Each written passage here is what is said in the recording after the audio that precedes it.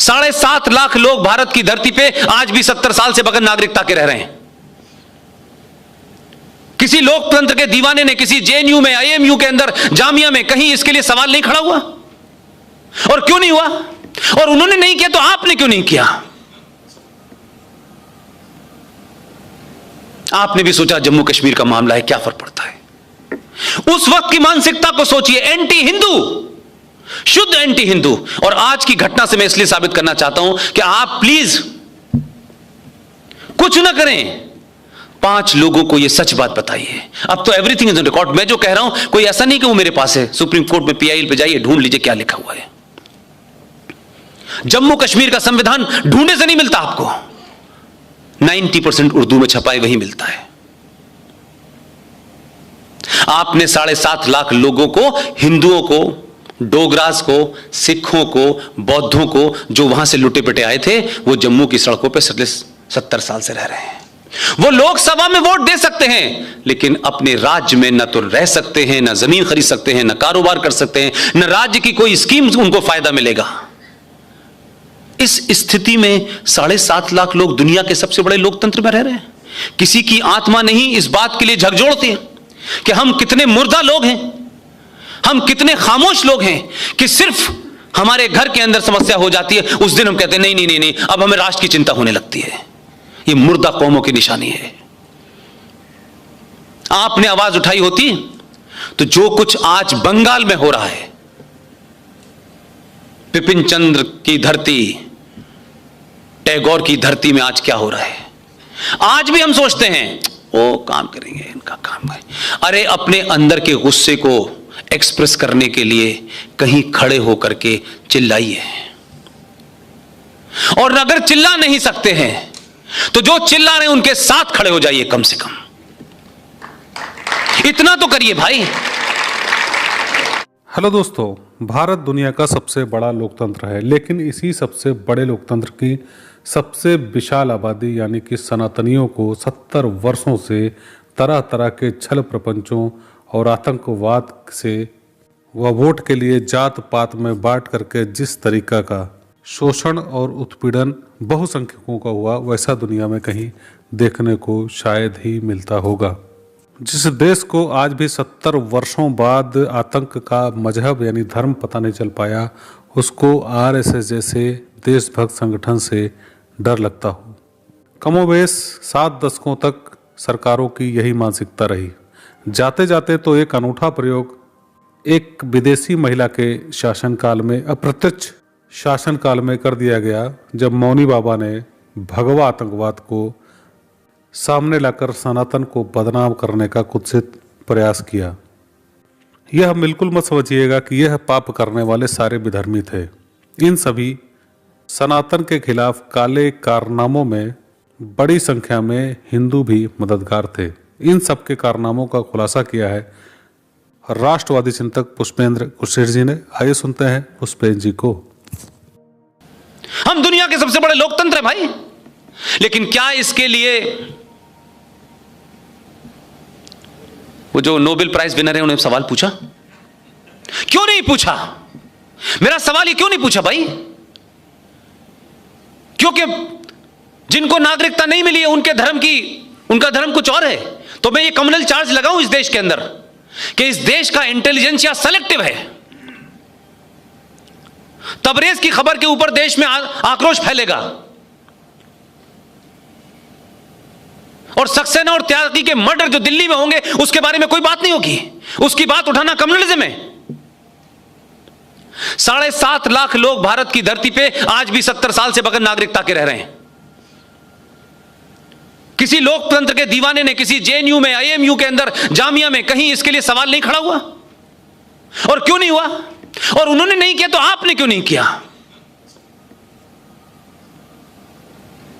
आपने भी सोचा जम्मू कश्मीर का मामला है, क्या फर्क पड़ता है? उस वक्त की मानसिकता को सोचिए, एंटी हिंदू, शुद्ध एंटी हिंदू। और आज की घटना से मैं इसलिए साबित करना चाहता हूं कि आप प्लीज कुछ ना करें, 5 लोगों को यह सच बात बताइए। अब तो एवरीथिंग इज ऑन रिकॉर्ड। मैं जो कह रहा हूं कोई ऐसा नहीं कि वो मेरे पास है, सुप्रीम कोर्ट में पीआईएल पे जाइए, ढूंढ लीजिए क्या लिखा हुआ है। जम्मू कश्मीर का संविधान ढूंढने से नहीं मिलता आपको, 90% उर्दू में छपा है, वही मिलता है। आपने 7.5 लाख लोगों को, हिंदुओं को, डोगरास को, सिखों को, बौद्धों को, जो वहां से लुटे पिटे आए थे, वो जम्मू की सड़कों पे 70 साल से रह रहे हैं। वो लोकसभा में वोट दे सकते हैं, लेकिन अपने राज्य में न तो रह सकते हैं, न जमीन खरीद सकते हैं, न कारोबार कर सकते हैं, न राज्य की कोई स्कीम उनको फायदा मिलेगा। इस स्थिति में 7.5 लाख लोग दुनिया के सबसे बड़े लोकतंत्र में रह रहे हैं। किसी की आत्मा नहीं इस बात के लिए झकझोरती है कि हम कितने मुर्दा लोग हैं, हम कितने खामोश लोग हैं कि सिर्फ हमारे घर के अंदर समस्या हो जाती है, उस दिन हम कहते हैं नहीं नहीं नहीं नहीं, अब हमें राष्ट्र की चिंता होने लगती है। ये मुर्दा कौमों की निशानी है। आपने आवाज उठाई होती तो जो कुछ आज बंगाल में हो रहा है, बिपिन चंद्र की धरती, टैगोर की धरती में आज क्या हो रहा है, आज भी हम सोचते हैं वो काम करेंगे, इनका काम है। अरे अपने अंदर के गुस्से को एक्सप्रेस करने के लिए कहीं खड़े होकर के चिल्लाइए, और अगर चिल्ला नहीं सकते हैं तो जो चिल्ला रहे हैं उनके साथ खड़े हो जाइए। कम से कम इतना तो करिए भाई। पूरे देश में बहुत लोग जा रहे हैं, कोई हम और RSN सिंह अकेले नहीं घूम रहे, सब लोग जा रहे हैं। उनकी तारीफ में उनको आपने आज अपने यहां बुलाया, आपने शुरुआत की, इसके लिए बहुत बहुत शुक्रिया। लेकिन जिंदा रखिए, ये 700 साल से सो रही है कम्युनिटी, इसको जगाने में समय लगेगा। और धन्यवाद देता हूं मैं दिग्विजय सिंह को। अगर ये सब ना होते तो आप थोड़ा और सो लेते। इतनी गालियां दी हैं आपको, इतना आपके ऊपर थूका है कि आपका ज़मीर जाग गया है। और जब ज़मीर जागता है तो 2014 भी होता है और 2019 भी होता है। लेकिन मैं डर इस बात का है मुझे, सो मत जाइएगा कि हमने चौकीदार खड़ा कर दिया है।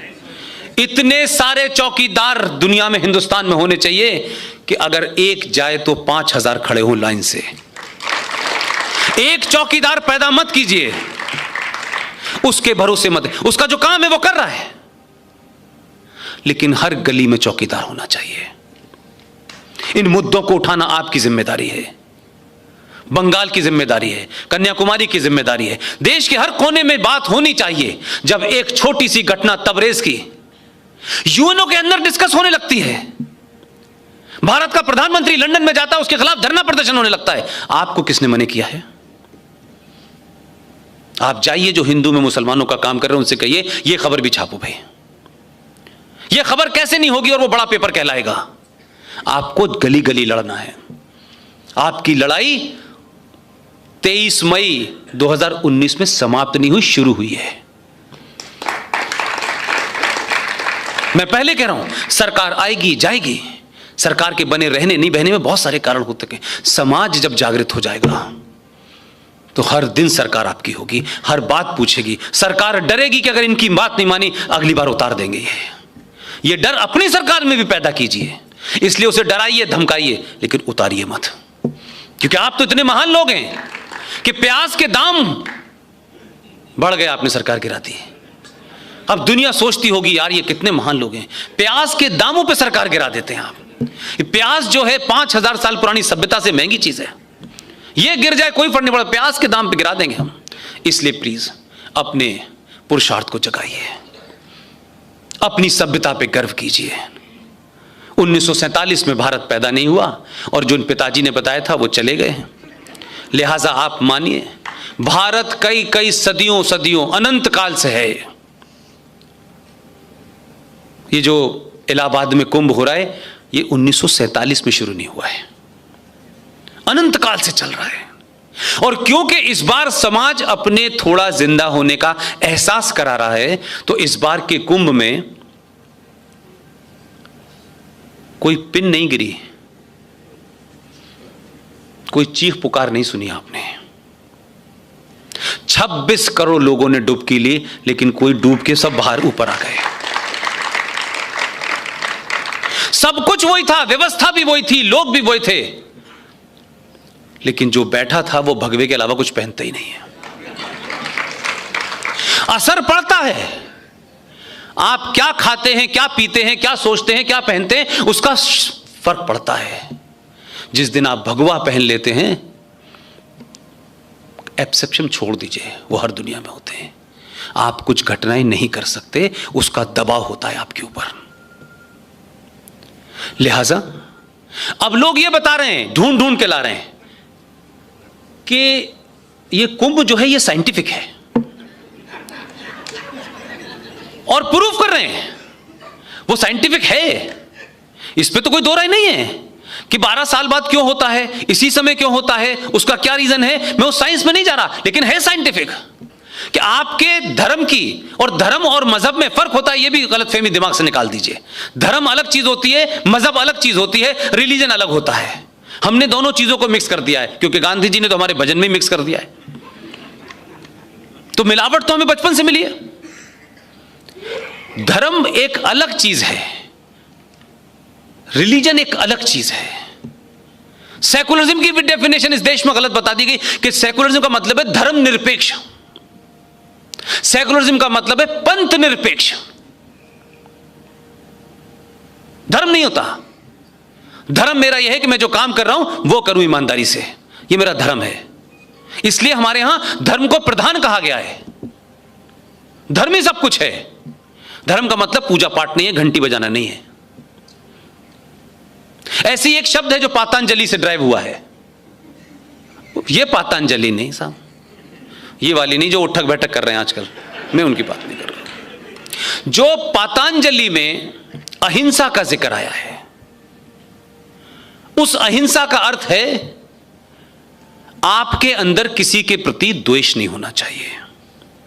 उस पातंजलि को पढ़ लीजिए। मैं कुछ चीजों पे इसलिए क्लेम नहीं करता हूं कि आप जानते हैं कि मेरा क्लेम तो 632 से पहले वाली दुनिया का है। उसमें लिखा हुआ है कि आप किसी के प्रति द्वेष न रखें, लेकिन दुश्मन सामने हो तो उसका सर कलम कर दें। लेकिन आपके यहां क्या बता, अहिंसा का मतलब नॉन वायलेंस। एक तो पहले ही अंग्रेजों ने भांग पिला दी हमें, बची कुची उन्होंने पता नहीं चले गए, लंगोटी बांध के घूम रहे थे। आपको बड़े सुनियोजित तरीके से ऐसा कर दिया गया है कि आप उससे इतर सोच ही नहीं सकते। और जो जो सभ्यताएं सोचती हैं वो जिंदा रहती हैं। लिहाजा इस्लाम को लेकर के कई भ्रांतियां हैं, और ये भ्रांतियां आपने फैलाई हैं। और जब हम ये कहते हैं ना कि कुरान शरीफ में ये नहीं लिखा, तो ये वो शख्स कह रहा है जिसने कुरान शरीफ देखा तक नहीं है। इसलिए आपने एक भ्रांति के, जो हमारी गलतियां हैं वो मैं सार्वजनिक तौर पे कह रहा हूं। ये गलतियों के लिए मुसलमान जिम्मेदार नहीं है, कतई जिम्मेदार नहीं है। मंदिर भगवान का घर है, मस्जिद अल्लाह का घर है। ये फ्रॉड आपने और हमने फैलाया है। इस्लाम में और कुरान में मस्जिद का कोई धार्मिक महत्व नहीं है। मस्जिद is not a Holi shrine इन इस्लाम। लेकिन मस्जिद के नाम पे इस देश में राजनीति चल रही है, खूब चल रही है। ऐसे ही हमारे यहां कि साहब देखिए, हुब्बुल वतनी एक शर्त, एक नाम है हुब्बुल वतनी, कि अपने वतन से प्यार करो, हमें सिखाया गया है। भाई साहब, किसको झूठ बोल रहे हो? आपको बताया गया, आप इसमें खुश हो गए। हुब्बुल वतनी का कंसेप्ट सिर्फ इतना ही है। इस्लाम नेशन स्टेट में बिलीव नहीं करता। इस्लाम के अंदर उम्मा, जिसका जिक्र सिंह साहब कर रहे थे, उम्मा का मतलब होता है कि जो भी मुसलमान मंगल ग्रह पे भी अगर वो रह रहा हो, तो आपके चेन्नई के मुसलमान की पहली मजहबी जिम्मेदारी यह है कि मंगल ग्रह पे बैठे वाले मुसलमान के अगर पैर में कांटा चुभ गया है तो उसको उसकी तकलीफ में शामिल होना है। लिहाजा हिंदुस्तान का मुसलमान फलस्तीन में इजराइल की गोली से मरने वाले मुसलमान की वजह से चिंतित है। अपने मुल्क में मुसलमान की क्या हालत है उसके लिए चिंतित नहीं है, उसके लिए चिंतित नहीं है वो। इसीलिए क्या हो रहा है कि वो जब हम कहते हैं कि देखिए साहब मुसलमान भी यहां का वो था, तो भाई था, हम कब मने कर रहे हैं? लेकिन उसकी हुब्बुल बतनी तो काबे पे है, वो तो उसको होली लैंड मानता है और ये फादरलैंड है। तो आपकी निष्ठा दो जगह नहीं हो सकती कि कहता वो होली लैंड है, ये फादरलैंड है हमारी, इसलिए कंट्रडिक्शन है। ये गंगा जमुना तहजीब, ये भाईचारा, ये शब्द हमने गढ़े हैं। उनकी किताब साफ है और वो सही काम कर रहे हैं, कोई कंफ्यूजन नहीं है।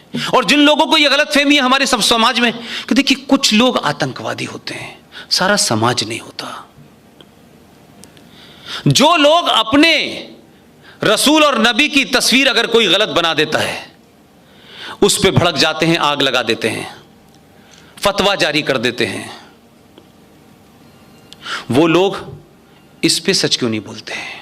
वो जो 10% 5% आतंक फैला रहे हैं अल्लाह का नाम लेके, उनको जाके गोली क्यों नहीं मारते कि तुम्हारी वजह से पूरे इस्लाम की बेइज्जती हो रही है? उनको नहीं मारते, बल्कि मक्कारी देखिए, मारने वाला, आतंक करने वाला अपने हाथ में किताब लेता है, आयत नंबर बताता है, सूरा नंबर बताता है, पेज नंबर बताता है कि देखिए इसमें लिखा हुआ है कि जिहाद आपको करना है, यानी कत्ल काफिर का वाजिब है।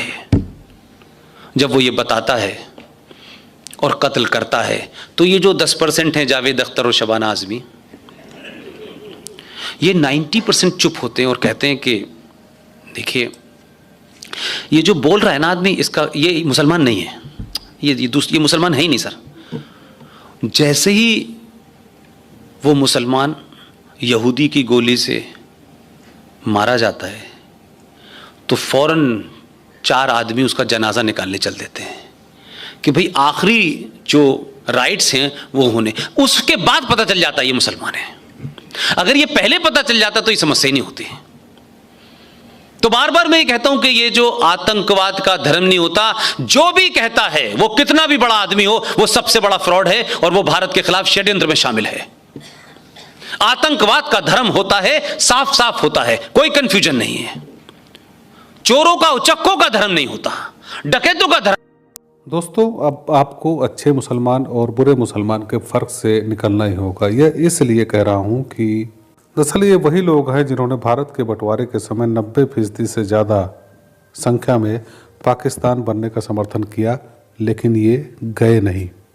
दुनिया के किसी हिस्से में एक कार्टून भी बन जाए तो ये पूरे देश को सभी के सभी मुस्लिम निकलकर सड़कों पर आ जाते हैं और पूरे देश को सिर पर उठा लेते हैं, पूरी व्यवस्था को ध्वस्त कर देते हैं, कानून व्यवस्था पर सवाल लगा देते हैं और पूरे के पूरे सिस्टम को हाईजैक करने की कोशिश करते हैं। ऐसा लगता है कि ये पूरा देश इनका बंधक बन जाता है। हालांकि विगत कुछ समय से सनातनी इनकी दोगलेपंथी को पूरी तरीके से समझ चुका है। हमारे महान पूर्वजों, संविधान निर्माता बाबा साहब भीमराव अम्बेडकर, राष्ट्र निर्माता वल्लभ भाई पटेल जी, मतलब आप ये समझें कि जितने भी राष्ट्रवादी लोग थे उन्होंने मुसलमानों पर भरोसा न करने की बात हमेशा दोहराई है। और हम सनातनी ऐसे भोले भाले हैं कि हमने हमेशा इन बातों को इग्नोर किया है और इसकी उपेक्षा की है, जिसके परिणाम हम देश को एक बड़े टुकड़े को खोने के बाद भी आज बहुत बड़ी आबादी को, जो आज भी देश से खुद को नहीं जोड़ पाई है, भारत की आत्मा से खुद को नहीं जोड़ पाई है, उसकी अराजकता को, उसके आतंकवाद के समर्थन को झेलने को विवश है। भारत तेरे टुकड़े होंगे इंशाअल्लाह, इंशाअल्लाह के नारे आपने जेएनयू में सुने होंगे।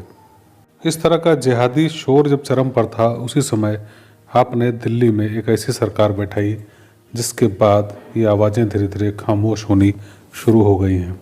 अब हर घर से अफजल निकलना भी करीब करीब बंद हो गया है। लेकिन आज भी हमारे देश से मानसिकता समाप्त नहीं हुई है। तुष्टीकरण के मसीहा बंगाल से लेकर के केरल और राजस्थान से लेकर के दिल्ली सरकार के अंदर तक मौजूद हैं। इसलिए अभी हमें जागते रहना है और स्वयं को झपकी लेनी हो तो दूसरे भाई को जगा देना है, चौकस कर देना है, अलर्ट कर देना है। क्योंकि इतिहास गवाह है कि हर बार हमने हाथ में आई हुई बाजी भी थोड़ी सी लापरवाही, थोड़े से भाग्यवादी बनकर खो दी है। लेकिन इस बार जब आपको पता हो कि अब की बार भाग्य की बाजी या जो कुछ आपके हाथ में है, ये अवसर आपके हाथ में है, उसको खोने के बाद आपको कुछ भी हासिल होने वाला नहीं है। यानी सब कुछ समाप्त हो जाएगा। तो आपका दायित्व है कि आप अपने राष्ट्रवादी साथियों को जागृत करें, उन्हें वर्तमान के महान राष्ट्रवादी चिंतकों के विचारों से अवगत ज़रूर कराएं। आपने पुष्पेंद्र कुलशेठ जी को सुना, आप उनके विचारों से सहमत हैं तो हमारे चैनल को शेयर करें, लाइक करें और सब्सक्राइब ज़रूर करें ताकि हमारे वीडियो अपलोड्स आपको मिलते रहें। फिर मिलेंगे अगले अंक में, तब तक के लिए जय हिंद, जय भारत, वंदे मातरम।